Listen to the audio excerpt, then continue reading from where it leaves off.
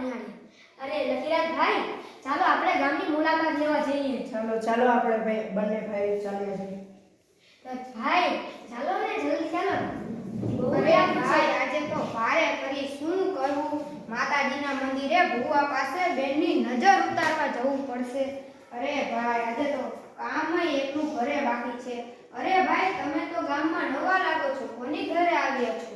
ભાઈ અમે બંને રાત્યા સાયન્સ કોલેજમાં પ્રોફેશનલ છીએ, પણ તમે ક્યાં જાવ છો? અરે ભાઈ, તમને શું કેવું મારે? હું તો મારા બેનની નજર ઉતારવા ભુવા પાસે જઉં છું. શું ભાઈ, આપણે આ બેનની નજર ઉતારી આપીએ? અને એ તો આપણા ડાબા હાથનો ખેલ છે. ચાલો આપણે નજર. તો તમે ત્રણેય બેન ભાઈ આ ભાઈની સામે બેસજો.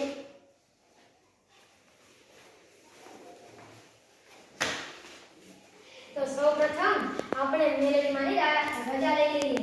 તો જો આ કાગળમાં કઈ છે? હા ભાઈ, આ કાગળમાં તો કાંઈ નથી.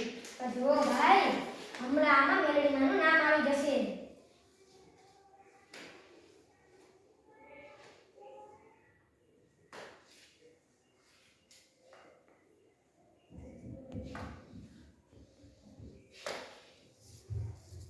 ભાઈ જુઓ, લાલ કલરમાં મેલેડી માનું નામ થઈ ગયું. હા ભાઈ, આ તો સાચે જ મેલડીમાંનું નામ આવી ગયું.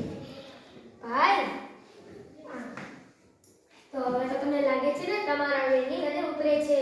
હા ભાઈ, મને લાગે છે કે મારા બેનની નજર થોડી ઉતરી રહી છે. તો હવે આપણે નજર ઉતારવાની પ્રક્રિયાને આગળ વધારીએ. હા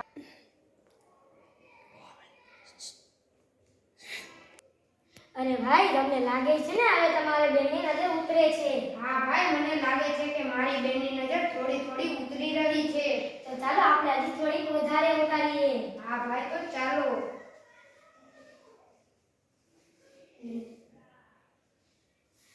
અગણમ બગડમ સ્વાહા, અગણમ બગડમ સ્વાહા, અગણમ બગડમ સ્વાહા, અગણમ બગડમ સ્વાહા, અગણમ બગડમ સ્વાહા. ભાઈ હવે જ્યારે હું આ દોરાને આની બીજી સાઈડથી કાઢીશ ત્યારે આ લાલ કલરનો થઈ જશે.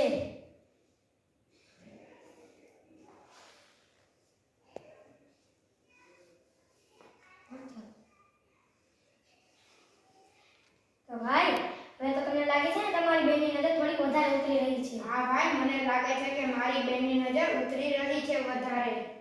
તો ભાઈ હજી હવે આપણે તમારી બેનની નજર સાવ ઉતારી દઈએ. તો ભાઈ હવે ચાલો આપણે તમારી બેનની સાવ નજર ઉતારી દઈએ. આ નજર ઉતાર્યા પછી કોઈ દિવસ તમારી બેનને નજર જ નહીં લાગે. હા ભાઈ, તો ચાલો આપણે ઉતારી દઈએ. મારી પાસે આ ભગવાનની ભૂકી છે. હું જ્યારે આને આમાં નાખીશ ત્યારે તેને નજર હશે તો તેને કલર બદલી જશે પાણીનો. અગરમ બગડમ સ્વાહા, અગરમ બગડમ સ્વાહા, અગરમ બગડમ સ્વાહા. ભાઈ ચાલો આપણે આ ભૂકીને આમાં નાખીએ. અરે ભાઈ, તમારા બેનને તો ભારે નજર લાગી છે. તો ભાઈ ચાલો આપણે નજર ઉતારી દઈએ. હવે આ પાવડરનું આમાં નાખીશ. જો કલર બદલાઈ જાય તો તમારી બેનની નજર ઉતરી ગઈ છે.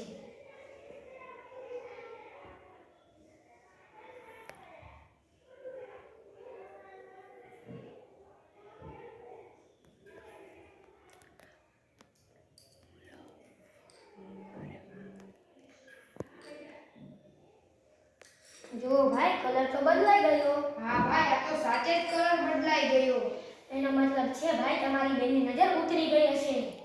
હા ભાઈ, મને પણ લાગે છે કે મારા બેનની નજર ઉતરી રહી છે. ચાલ્યો ભાઈ, હું તમને આ પાવડર અને આ માતાજીની થોડી ભૂકી આપું છું. જે તમારી બેનને કોઈ દિવસ નજર લાગે તો તેના માથે 4 વાર માતાજીનું નામ લઈને પાણીમાં નાખી દેજો. તેનાથી તેની નજર ઉતરી જશે. હા ભાઈ, હું નજર લાગશે તો એવું જ કરીશ. તો ચાલો ભાઈ. અરે ભાઈ, હું તો તમારાથી ખૂબ પ્રસન્ન થયો. અરે ભાઈ, આલ્યો, હું તમને પૈસા આપું છું.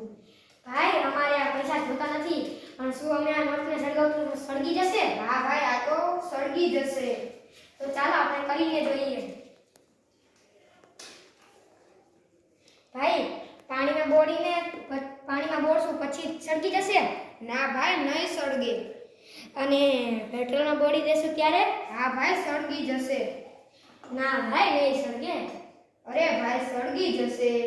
નહીં સળગે ભાઈ. તો ચાલો લગાડીએ 500 ની શરત. તો ચાલો ભાઈ લાગી. તો ચાલો ભાઈ આપણે આને એકવાર સળગાવીને જોઈએ. હા ભાઈ, તો ચાલો સળગાવીએ.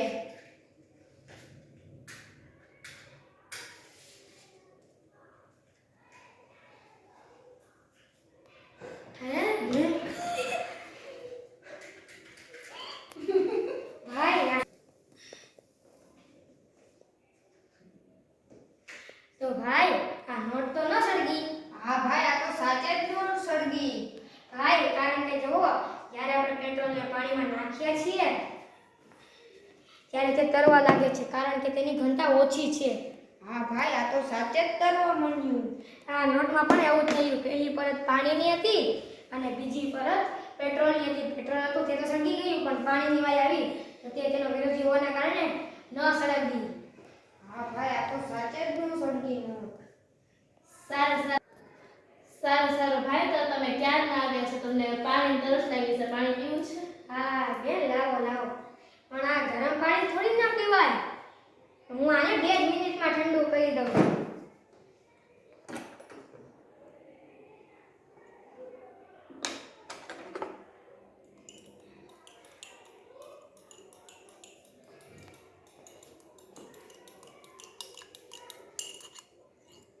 જુઓ બેન આ ઠંડુ થઈ ગયું.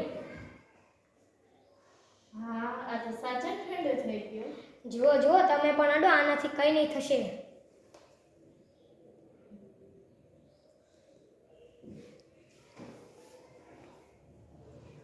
હા ભાઈ, સચ્ચે જ ઠંડુ થઈ ગયું.